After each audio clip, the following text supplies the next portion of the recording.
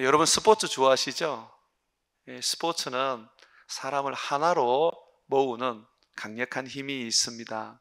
이념이 달라도 나라가 달라도 스포츠로는 하나가 될 수 있는 힘을 얻게 됩니다. 이 스포츠 중에서 4년마다 열리는 올림픽은 전 세계의 축제입니다. 이런 축제가 지구상에는 아마 없을 거예요. 이 올림픽, 전 세계의 축제인 이 올림픽의 꽃은 단연 육상이라고 할 수 있습니다. 자, 이 육상에서 여러 종목이 있지 않습니까? 그 중에서 가장 힘든 경기는 무엇이라고 생각하십니까? 아마 대부분 사람들은 마라톤이라고 말할 것입니다. 그런데 육상 전문가들은 다르게 말하고 있습니다. 많은 육상 전문가들이 꼽는 가장 힘든 이 육상 종목은 400m 허들, 3000m 장애물, 그리고 50km의 경보라고 합니다. 그 다음에 마라톤이 힘들다 이렇게 얘기를 해요. 그러니까 육상 경기 가운데 장애물이 있는 경기, 이게 가장 힘들대요. 달리다가 장애물을 뛰어넘을 때에 그때에 소모하는 에너지가 엄청나다고 합니다. 그러다 보니까 장애물 경주가 올림픽 경기에서는 가장 힘든 경기가 될 수 있다는 것입니다. 이와 같이 우리들의 이 여정에도 장애물이 참 많습니다. 그래서 그 장애물을 뛰어넘다 보니까 삶이 힘들고 괴롭고 아픈 겁니다. 만약에 장애물이 없다면 삶이 덜 힘들 겁니다. 어떻게 보면 삶이 즐겁고 행복하기만 할 겁니다. 그러나 우리의 삶이 어렵고 우리의 삶이 힘든 것은 장애물이 있다는 것이죠. 우리의 삶은 우리 믿음의 여정과 다를 바 한 개도 없습니다. 우리의 믿음의 삶도 돌아보십시오. 얼마나 많은 어려움이 있고 힘겨움이 있습니까? 예수 믿으면 그냥 고속도로처럼 평탄할 줄 알았는데, 그런데 예수님을 믿어도 여전히 400m 허들처럼 3000m 장애물 경주처럼 우리 인생에는 곳곳에 장애물이 있는 것입니다. 우리의 인생 속에 우리의 장애물들은 어떤 것이 있습니까? 돈이 장애물이 될 수 있고, 직장이 장애물이 될 수가 있고, 학벌이 장애물이 될 수가 있고, 내가 살아가는 환경이 장애물이 될 수가 있습니다. 어떤 분에게는 건강이 삶의 장애물이 되기도 하지요. 아직까지도 장애물이 되는 요소 중에 하나는 내가 여자라서 내 삶에 어려움을 겪기도 합니다. 오늘날 청년들에게 있어서 그들의 삶의 장애물은 결혼이라고 많이들 말합니다. 그리고 결혼을 해도 자녀들을 놓지 않습니다. 자녀들이 그들이 살아가는 삶의 장애물로 여겨지기 때문이죠. 청소년들은 어떻습니까? 청소년들에게 있어서 가장 힘든 이 장애물은 학업이 아닙니다. 여러분, 청소년들에게 가장 큰 장애물은 인터넷 게임입니다. 이 게임이라는 것이 잠시 하게 되면 아이들에게 스트레스를 풀 수 있는 좋은 요인이 되지만, 그러나 이 게임이라는 것은 잠시 할 수 있는 게 아닙니다. 그게 마음을 뺏기고 영혼까지 뺏기다 보니까 중독에 이르게 됩니다. 그러다 보니 아이들은 인터넷 게임으로 인해서 인생을 망치게 됩니다. 큰 인생의 장애물이죠. 그러나 우리 인생에 있어서 또는 우리 믿음의 여정에 있어서 단연 가장 큰 걸림돌이 뭐냐고 우리가 생각한다면, 장애물이 뭐냐고 생각한다면 사람일 것입니다. 돈보다 사람, 환경보다 사람, 인터넷 게임보다 사람이 바로 가장 큰 우리 인생의 장애물입니다. 우리를 병들게 하고 우리를 괴롭게 하고 우리에게 삶의 끈을 놓아버리게 만드는 그 요인이 보면 사람이 그 요인이 될 때가 정말 많습니다. 베드로도 그랬습니다. 다시 예수님을 만나서 예수님의 제자로 예수님을 섬기려고 하는 이 베드로에게 요한은 장애물이었습니다. 요한은 예수님을 함께 따르던 그의 동료였습니다. 그리고 같은 동네에서 자라서 함께 어부생활을 했던 사람이었습니다. 그런데 이 요한, 같이 먹고 같이 자라고 심지어 예수님을 같이 섬기는 제자임에도 불구하고 그의 인생에는 장애물이었습니다. 왜냐하면 베드로는 요한에 대한 열등감이 있었습니다. 요한보다 자기는 못하다고 생각을 했었습니다. 경쟁 속에서 12 제자들 가운데 경쟁 속에서 요한만은 자기는 이길 수 없다고 생각을 했던 것입니다. 이 요한을 보게 되면요, 이 요한은 참 누구보다도 자존감이 높은 사람입니다. 여러분, 이 자존감이 높은 사람은요, 아무한테도 잘 안 져요. 가난하고, 그리고 또 가진 게 없어도 그 사람은 강한 사람입니다. 이 요한은 어떤 자존감을 가지고 있었냐면, 이 요한이 쓴 성경이 요한복음이거든요. 이 요한복음에 요한은 자기를 소개할 때에 이름을 안 쓰고 제자라고 소개하는데 거기에다가 하나의 수식어를 붙입니다. 어떤 수식어를 붙이냐면 예수님이 사랑하는 제자. 항상 그 수식어를 붙입니다. 예수님이 사랑하시는 제자. 20절에도 보십시오. 베드로가 돌이켜 예수님께서 사랑하시는 그 제자가 따르는 것을 보니 이 제자가 요한이거든요. 요한은 이토록 남들보다 자존감이 아주 높은 사람이었습니다. 건강한 인성을 가지고 있었던 사람이죠. 근데 이 요한은요, 베드로에게는 열등감의 대상이었습니다. 왜냐하면 이 베드로는 예수님을 따르고 섬겼지만 예수님께 요한만큼 가까이를 가지를 못했어요. 예수님께서 최후의 만찬을 하실 때에 제자들에게 너희 중에 한 사람이 날 팔 것이다 라고 얘기했을 때 전부 다 놀랐어요. 그리고 자기들끼리 막 수근수근 거리면서 누구지? 누가 예수님을 팔지? 라고 그렇게 했었습니다. 그때에 베드로가 예수님께 누가 예수님을 팔 사람인지 물어볼 수가 없었어요. 그래서 이 베드로가 요한에게 눈짓을 주면서 예수님께 물으라 그랬어요. 누가 예수님을 팔자인지. 그때에 이 요한은 예수님 바로 옆에 있었는데 특별히 예수님과 함께 만찬을 하면서 예수님 품에 누워 있었습니다. 그러면서 베드로의 말을 듣고 예수님께 말을 하는 겁니다. 예수님, 누가 예수님을 팝니까? 항상 예수님 곁에는 요한이 있었고, 그리고 예수님과 너무 가까웠고, 모든 일에 있어서 자기보다 이 뛰어난 요한, 베드로는 참으로 열등감의 대상이 될 수밖에 없었던 것입니다. 예수님께서는 십자가에 못 박힐 때에 홀로 두고 가는 그 어머니를 요한에게 돌보라고 부탁을 했습니다. 정말 우리가 봐도 예수님이 요한을 특별히 생각하시는 것을 볼 수가 있습니다. 그러다 보니까 이 베드로가 예수님이 자기에게 나타나서 너 나 사랑하냐? 그럼 내 양을 먹여라 그러면서 날 따르라 그러면서 이제 베드로를 데리고 가시는데 베드로가 그 따라가는 과정 속에 요한이 탁 걸리는 겁니다. 400m 허들처럼 3000m 장애물 경기처럼 요한이라는 존재가 탁 걸리는 겁니다. 그걸 넘어설 수가 없는 겁니다. 그래서 예수님께 말씀을 드렸습니다. 20절 말씀 한번 보시죠.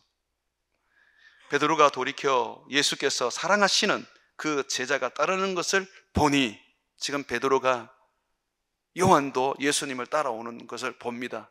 그런데 예수님이 요한 보고 따라오라고 말하지 않았거든요. 그걸 지금 봅니다. 그는 만찬석에서 예수님의 품에 의지하여 주님을 파는 자가 누구 오니까 묻던 자더라. 요한은 예수님의 품에서 음식을 먹던 사람이었습니다. 어떤 말이라도 끄리낌 없이 할 수 있었던 예수님과 정말 가까운 사람이었습니다. 그래서 이 베드로가 지금 이렇게 말합니다. 21절 보십시오. 이에 베드로가 그를 보고 예수님께 여짜오되 주님, 이 사람은 어떻게 되겠사옵나이까? 주님, 이 사람은요, 나는 주님께서 내 미래를 말씀해 주셨는데 왜 이 사람의 미래는 말씀 안 해주십니까? 이 사람의 미래는 어떻게 되겠습니까? 베드로의 이 말에는 요한에 대한 남다른 궁금증과 요한에 대한 관심이 지나쳐 있다는 것을 보게 됩니다. 왜 그러냐면 열등감을 가지고 있기 때문이죠. 예수님은 이 열등감 속에 있는 베드로를 향하여 꾸짖으시면서 예수님은 이렇게 말씀하십니다. 어떻게 말하냐면, 네가 무슨 상관이냐? 내가 다시 올 때까지 요한을 그냥 이대로 가만히 둔다 한들 네가 무슨 상관이냐? 내가 요한에게 미래도 주지 않고 내가 요한에게 어떠한 능력도 주지 않는다 한들 네가 무슨 상관이냐? 넌 상관하지 마라. 그렇게 말씀하십니다. 그러면서 예수님은 너는 나를 따르라, 그렇게 다시 말씀을 하시는데, 예수님은 베드로에게 지금 열등감 속에 요한을 넘어서지 못하는 그를 향하여서 요한을 넘어서는 방법을 가르쳐주고 계시는 겁니다. 여러분, 우리도 사람들에 대한 그 어떤 장애물이 참 많습니다. 그런데 넘어서야 합니다. 그 사람들을 그대로 두게 되면 결코 여러분들은 앞으로 진행을 할 수가 없습니다. 사람 때문에 시기와 질투, 그거로 인하여 여러분 인생은 파괴되고 있고, 또 사람으로 인해서 받은 상처와 그리고 아픔, 그런 걸로 인해서 뭘 하려고 해도 할 수가 없는 마비된 사람처럼 그렇게 되어버립니다. 사람에 대한 두려움과 그리고 공포심이 생겨서 날마다 살아가는 것이 괴로운 그런 삶을 살기도 합니다. 이 사람들은 우리가 반드시 뛰어넘어야 합니다. 믿음의 사람이 되려면 뛰어넘어야 하는 것이죠. 그래서 예수님은 예수님을 따르는 이 베드로에게 요한이 걸림돌이 되니까 예수님께서 뛰어넘도록 하신 겁니다. 그래서 우리는 22절의 말씀을 통해서 사람을 뛰어넘는 두 가지의 능력을 배울 수가 있습니다. 우리 다 같이 22절 한번 읽어보겠습니다. 예수님께서 이르시되 내가 올 때까지 그를 머물게 하고자 할지라도 네가 무슨 상관이냐? 너는 나를 따르라 하시더라. 사람을 뛰어넘는 첫 번째 능력은 그 사람과 상관하지 말라는 겁니다. 두 번째 능력은 너는 그 사람을 바라보거나 따르지 말고 나를 따르라는 겁니다. 먼저 그 사람을 상관하지 말라고 주님이 말씀하시는데, 이것은 그 사람에 대해서 무관심하고 그 사람에 대해서 무반응하고 그 사람에 대해서 무책임을 지며 그 사람에 대해서 무걱정을 하라는 것입니다. 목사님, 그게 가능합니까? 예수님이 서로 사랑하라고 말씀하셨는데 내가 그렇다면 관심을 가져야 되고 그 사람에게 반응해야 되고 책임을 져주며 걱정해야 되는 거 아닙니까? 맞습니다. 그러나 아십니까, 여러분? 여러분들의 관심과 반응과 책임과 걱정이 너무 지나쳐서 결국은 그 사람이 걸림돌이 되는 것입니다. 어느 정도의 관심이어야지, 어느 정도의 반응이어야지, 어느 정도의 책임이어야지, 어느 정도의 걱정이어야지 너무 지나치다는 것입니다. 주님은 그 사람을 상관하지 말라고 하시는 이유는 주님께서 책임을 지시겠다고 말하는 것입니다. 요한은 내가 책임진다. 네가 걱정할 필요 없다. 네 요한에 대해서 열등감 가지지 마라. 요한은 내가 이끌어 간다. 너는 너고 요한은 요한이다. 나는 너도 사랑하고 요한도 사랑한다. 손가락 깨물어서 안 아픈 손가락 어딨냐? 누구는 더 사랑하고 누구는 덜 사랑하고 나에게는 그런 건 없다 라고 말씀하시는 겁니다. 한번 보십시오, 여러분. 22절에 보게 되면 주님이 이렇게 말합니다. 내가 올 때까지 그를 머물게 하고자 할지라도 네게 무슨 상관이냐? 너는 나를 따르라. 여기서 예수님은 분명히 말합니다. 내가 올 때까지. 그것은 뭘 의미하느냐면 요한은 내가 알아서 하겠다는 것입니다. 너는 너고 요한은 요한이라는 것입니다. 주님께서 베드로를 인도하셨듯이 주님은 요한을 인도하십니다. 주님께서 요한을 축복하셨듯이 베드로도 축복하십니다. 그래서 주님은 말씀합니다. 내게 맡겨라. 여러분, 사람을 넘어서려면요 주님께 맡겨야 돼요. 그런데 우리가 못 맡겨요. 자식 때문에 병들고 부모 때문에 고통스럽고 동료들 때문에 내 인생이 슬럼프에 빠지는 이유가 뭡니까? 내가 하려고 하니까 그런 거예요. 내가 책임지려고 하니까 그러는 거예요. 주님 말씀하십니다. 내게 맡겨라. 내가 할게.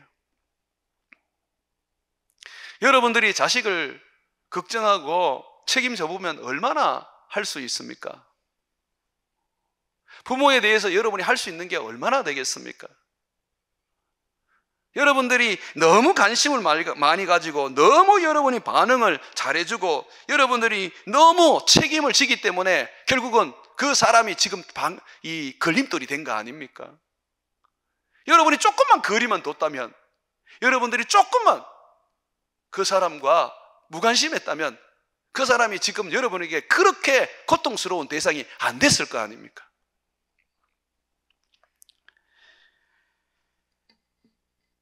곽선희 목사님이라고요, 아주 존경받는 목사님이 계십니다. 91세가 되어서 아직까지 건강하게 설교도 하시고 그리고 목회자들을 양육하는 세미나도 하시는데, 그분의 세미나를 제가 들은 적이 있습니다. 그분이 이제 교회를 한 10명, 한 15명 데리고 하셨는데, 교회를 하면서 12년 동안 죽도록 신방을 하셨답니다.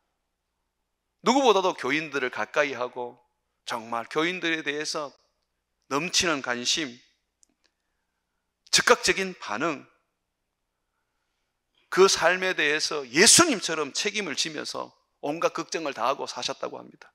그런데 그렇게 살아봤지만 결국은 교인들은 예수님의 제자로 자라지 않고 다 떠나가 버리더라는 겁니다. 그래서 그분이 그때부터 신방을 중단하고 주님께 맡기기 시작하면서 오로지 성경만 가르치기 시작했습니다. 그분이 주님 앞에서 기도하면서 오직 한 것은 성도들과 거리를 두기 시작한 거였습니다. 그런데 그 이후로부터 성도들이 자라기 시작하더라는 겁니다. 여러분, 놀라운 것은요, 성도들이 상처받고 힘든 것의 주 대상이 보면 목사입니다. 예전에 목사님은 따뜻했는데 지금의 목사님은 좀 차갑다. 우리 교회에서 목사님이 나를 가장 사랑했는데 지금의 목사님은 좀 다르다. 옛날에는 목사님이 내게 맞는 설교를 해주셨는데 지금은 목사님이 내게 관심이 없는 설교를 한다. 그러니까 목사와 성도가 너무 가까우니까 결국은 성도들이 상처를 입고 목사가 걸림돌이 되고 목사에게는 성도가 걸림돌이 되어서 믿음이 더 자라지 못하는 겁니다. 목사는 성도들을 예수님께 맡길 필요가 있고 또한 성도들도 목사를 멀리서 바라보며 예수님께 맡길 필요가 있는 것입니다. 오늘 예수님이 하시는 말씀입니다. 네가 요한을 뛰어넘으려면 상관하지 마라. 내가 알아서 안다. 나는 전능한 하나님이다. 내가 다시 올 때까지 내버려 둬도 너는 걱정하지 말고 염려하지 마라. 내가 알아서 하겠다. 그렇게 예수님이 말씀을 해주고 계시는 것이죠. 그것은 곧 베드로에게 요한을 떠나라고 말하는 것과 같습니다. 요한을 버려라고 말하는 것과 같습니다. 여러분들을 아프게 하고 여러분들에게 상처를 주고 여러분들이 의존을 하고 있고 여러분을 책임지고 있는 사람에게서 떠나십시오. 그러면 여러분들은 자유해집니다. 예수님을 누구보다도 더 사랑하고 행복하게 살 수 있습니다. 주님을 믿으면서도 여전히 내가 붙잡고 내가 책임을 지려고 하니까 아무것도 할 수가 없는 것입니다. 저는 그것을 이렇게 말하고 싶습니다. 사람에 대한 욕심이라고 말하고 싶습니다. 그 욕심을 한번 내려놓아 보십시오. 예수님은 제자가 되려면 반드시 사람에 대한 욕심을 내려놓아야 된다고 말씀하셨습니다. 마가복음 10장 29절과 30절에 보게 되면 예수님께서 이르시되 내가 진실로 너희에게 이르노니 나와 복음을 위하여 집이나 형제나 자매나 어머니나 아버지나 자식이나 전토를 벌이는 자는 현세에 있어 집과 형제와 자매와 어머니와 자식과 전토를 100배나 받되 박해를 겸하여 받고 내세의 영광을 받지 못할 자가 없느니라고 말씀하고 있습니다. 버려라고 먼저 말합니다. 사랑하는 여러분, 우리가 사람 때문에 힘겨워하고 그 사람이 우리의 인생의 장애물이 되어서 호도가도 못하고 주저앉아 있는 것은 어리석은 일입니다. 주님은 오늘 우리에게 분명히 말하고 있습니다. 상관하지 마라. 그 사람을. 그 사람에게서 떠나라 라고 말합니다. 그것은 우리가 그 사람을 정말로 버리는 게 아닙니다. 정말로 그 사람에게 무관심하는 게 아닙니다. 주님께 맡기는 겁니다. 주님이 여러분을 사랑하듯이 지금 여러분에게 고통을 주고 힘겨움을 주는 사람도 주님 사랑하십니다. 여러분을 책임지듯이 주님은 그 사람을 책임질 겁니다. 여러분들의 인생을 돌아보십시오. 여기까지 온 것이 주님의 은혜입니까? 그렇다면 여러분 자식도, 여러분 부모도, 여러분의 동료도 하나님이 은혜로 그 길을 가게 만들어 줄 것입니다. 주님께서 네가 상관하지 마라 라고 말씀하시는 것은 결국 너의 눈을 내게 돌리라고 말씀하시는 겁니다. 요한에게 눈을 돌릴 필요가 없습니다. 여러분들을 힘들게 하고 괴롭게 하고 아프게 하고 상처를 주는 사람에게서 이제 눈을 떼십시오. 말만 하면 그 사람 이야기하고 자다 보면 그 사람 꿈꾸고 왜 그렇게 살아야 됩니까? 이제는 그 사람을 떠나버리십시오. 무관심하게 대하십시오.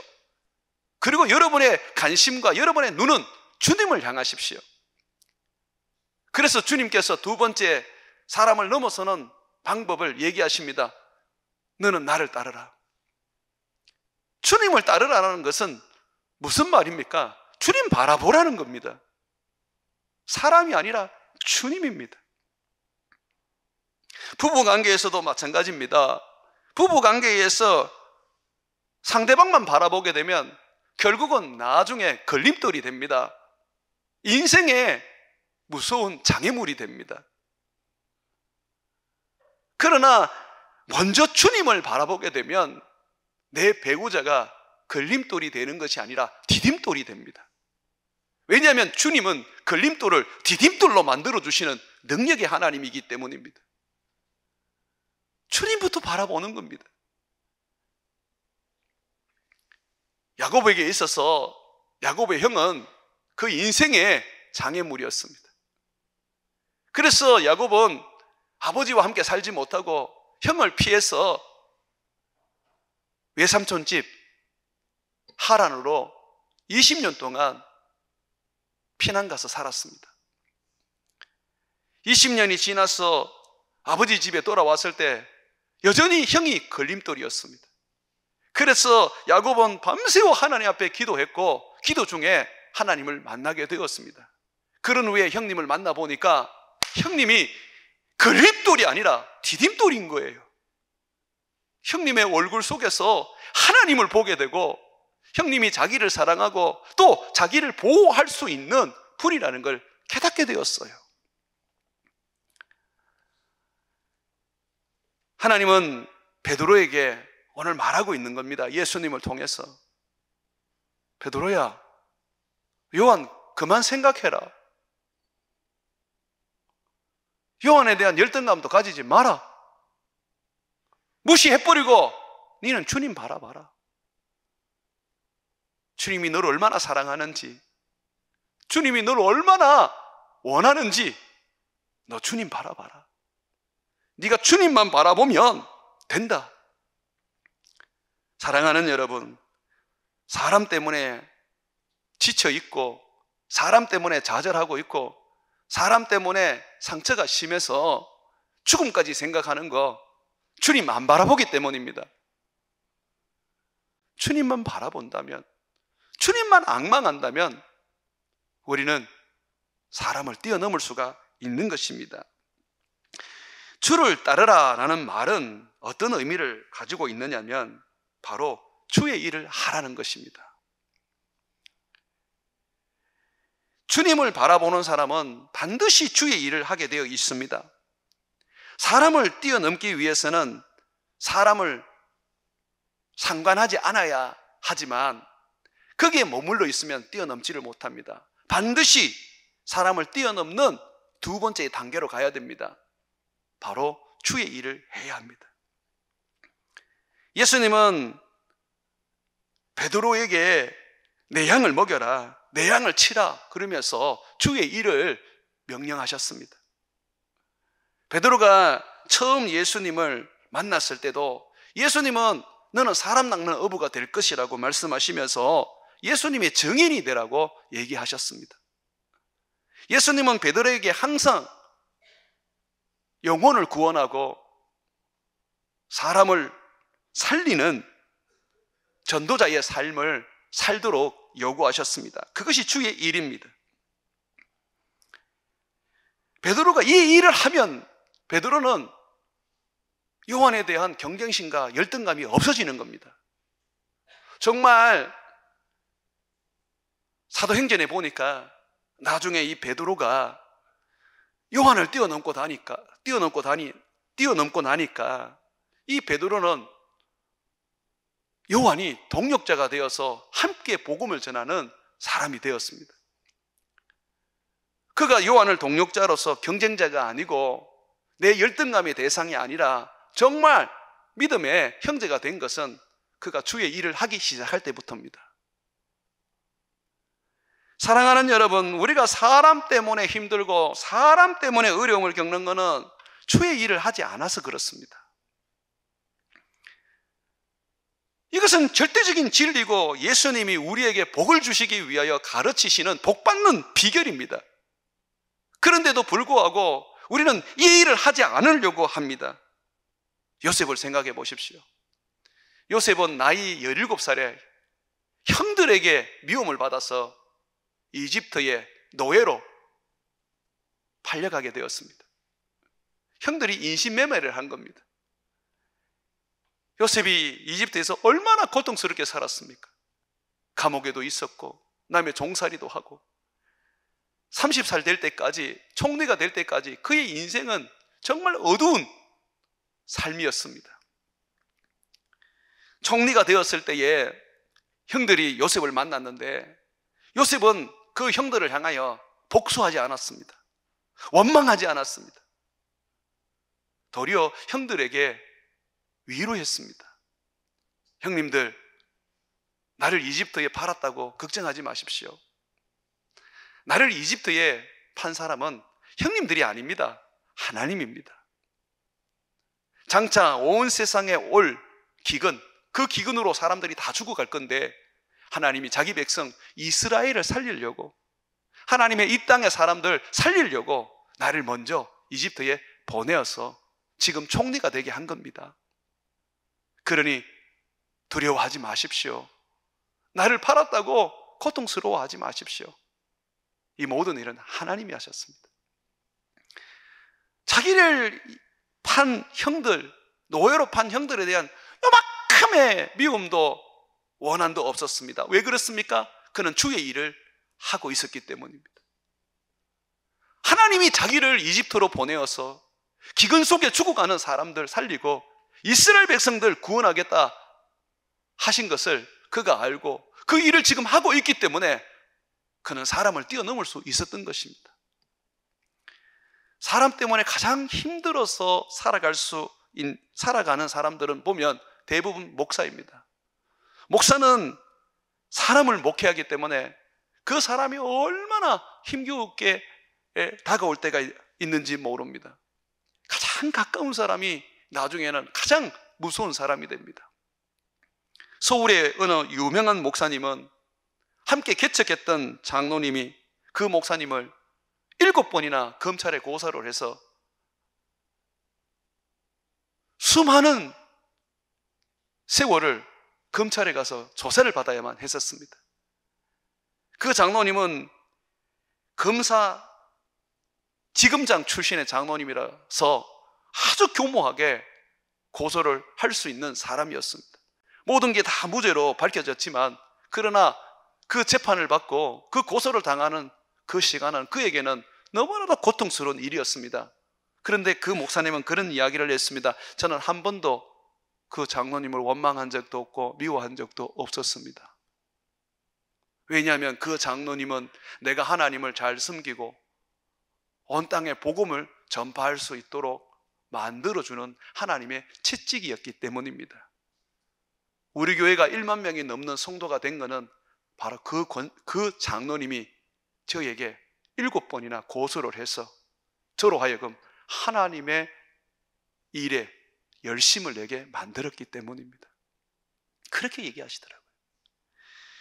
그래서 여러분 생각해 보십시오. 사역을 하면서 목사가 힘들게 하고 어렵게 하는 사람에 대해서 하나님께서 내게 말씀하시는 뭔가 있는갑다. 하나님께서 이 일을 하지 말라고 말씀하시는갑다. 하나님께서 이 일을 하라고 말씀하시는갑다. 저 사람을 통해서 내가 못하는 일을 하나님이 하려고 하시는갑다. 저 사람을 통하여 나를 채찍질해서 내가 하나님의 일에 더 열심을 내게 만들어 주시는갑다 라고 한다면 어떻게 돼요? 미워지는 사람이 없어지는 거예요. 목사는 교인들을 볼 때에 하나님의 일을 하면 됩니다. 내가 주님의 일을 하면 모든 걸 다 뛰어넘을 수 있어요. 권사님 중에 한 분이 계셨는데 그의 고모가 불교에 아주 심취되셨는데 그냥 누구보다도 열심을 내고 108배를 하면서 목숨을 걸며 부처를 섬겼습니다. 권사님은 특별히 영적으로 예민하신 분이라서 다른 종교에 대해서, 특히 불교에 대해서 좀 힘겨움이 있고 가까이 가지 못하는 그런 어려움이 있습니다. 그런데 그분을 전도하고 싶은 거예요. 그분에게 하나님을 전하고 싶은 거예요. 그래서 그분은 자기가 하던 생업도 잠시 접고 그 고모에게 가서 함께 밤을 지새며 지내면서 복음을 전했습니다. 이 복음이라는 게 쉽게 전해지지 않지 않습니까? 그래서 그 고모에게 고모, 내가 고모 소원을 3가지 들어줄 테니까 고모, 내가 전하는 예수님 이야기 한번 들어봐요 라고 했던 겁니다. 그랬더니 고모가 그래, 그러면 내 소원 3가지 들어줘. 그래서 이 고모의 소원을 들어주는데 첫 번째는 병원에 입원해 있는 딸, 그분 나이가 90이 넘었으니까 딸도 6, 70이 넘었겠지요. 그 딸을 한번 만나보는 거였답니다. 그래서 그 고모를 모시고 딸을 병문안해 주었습니다. 그리고 두 번째 소원은 어머니 아버지 산소에 한번 가는 거였습니다. 그래서 90대신 그분을 모시고 산을 올라가서 그분 소원대로 어머니 아버지 산소에 갔다 오게 했습니다. 그리고 세 번째는 병원에 가는 거였습니다. 그래서 병원에 가서 오래 기다리면서 그분이 진료를 다 받을 수 있도록 도와드렸던 겁니다. 이렇게 헌신을 하고 나니까 저녁에 되어서 권사님이 복음을 전할 수 있게 되었습니다. 고모는 자기에게 정성을 다해준 조카의 말을 경청했습니다. 그리고 듣고 예수님을 믿게 되었어요. 불교의 목숨을 살던 분이었지만 그런데 복음을 듣고 예수님을 이제 믿게 된 그분은 즉시로 불교를 버리고 교회를 나가서 예수님을 믿고 지금은 자기 동네에 80대신 어른 두 분을 더 전도해서 함께 예수님을 믿고 교회를 다닌다고 하시더라고요. 여러분 보십시오. 고모가 불교 신자고 고모 집에 가면 마치 불당에 가는 것 같은 두려움이 있고 영적으로 고통과 괴로움이 있어서 고모를 뛰어넘지 못했지만 전도를 하니까 뛰어를 넘지 않습니까? 우리가 주의 일, 영혼을 구원하는 일을 하게 되면 뛰어넘습니다. 목사가 성도를 뛰어넘지 못하는 것은 주의 일을 안 하기 때문입니다. 여러분들은 주의 일을 합니까? 먼저 그의 나라와 그의 일을 주님이 먼저 그의 나라와 그의 의를 구하라고 주님은 가르칩니다. 그러나 주님의 일은 안 하고 돈 버는데 먼저 마음을 두고 세상 사는데 먼저 마음을 두고 있지는 않습니까? 그래서 성공하셨습니까? 그래서 잘 되셨습니까? 만약에 아니라면 이제라도 하나님이 말씀하시는 대로 방향을 한번 바꿔보시면 어떨까요? 예전을 한번 더듬어 보십시오. 예전에 내가 전도하고 영혼을 구원할 때에 하나님이 내 길을 형통하게 하고 복을 주셨던 그 일들 한번 생각해 보십시오. 그렇다면 지금도 마찬가지지 아니겠습니까? 내가 먼저 주님의 일을 하고 내가 먼저 주님을 따르게 되면 주님이 이 모든 것을 더해 주시지 않겠습니까? 동신교회에 한 장로님이 계셨는데 한국에서 사업을 하다가 쫄딱 망하셨어요.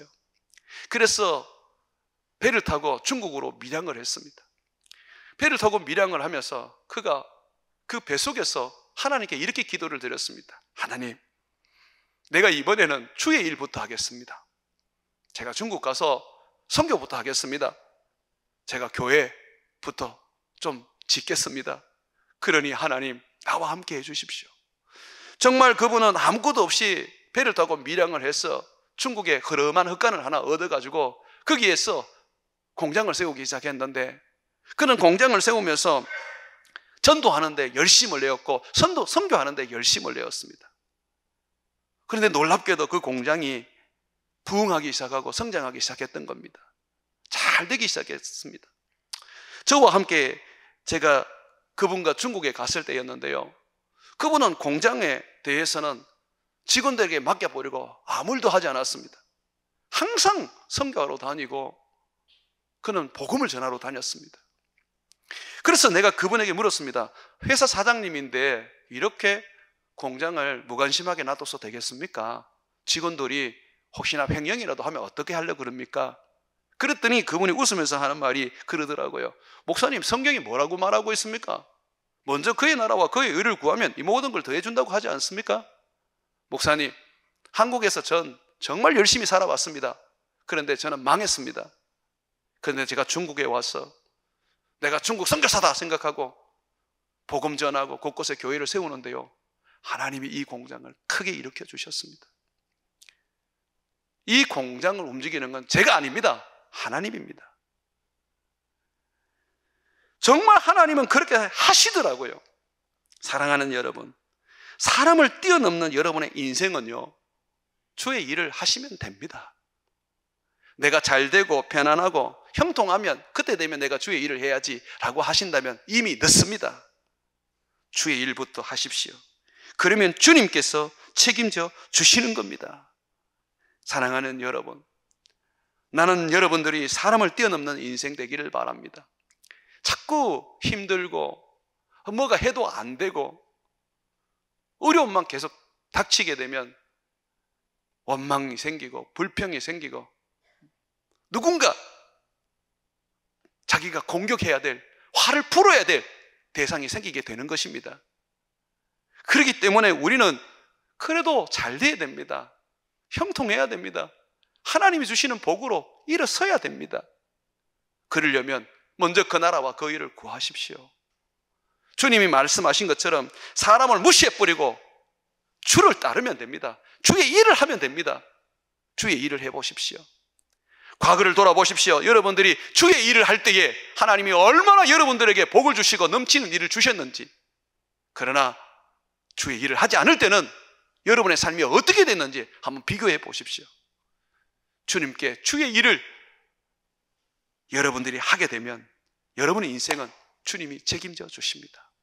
믿으십시오. 먼저 그 나라와 그 일을 구하라고 말씀하셨습니다. 그러면 이 모든 걸 다 해줄 것이라고 해주셨습니다. 사랑하는 여러분, 오늘 예수님께서 분명히 말합니다. 너는 요한에 대해서 상관하지 말고 너는 나를 따라라. 내 일만 해라. 그러면 내가 널 책임지겠다라고 하셨습니다. 여러분의 인생도 주님이 책임지는 인생 되기를 주의 이름으로 축원을 드립니다.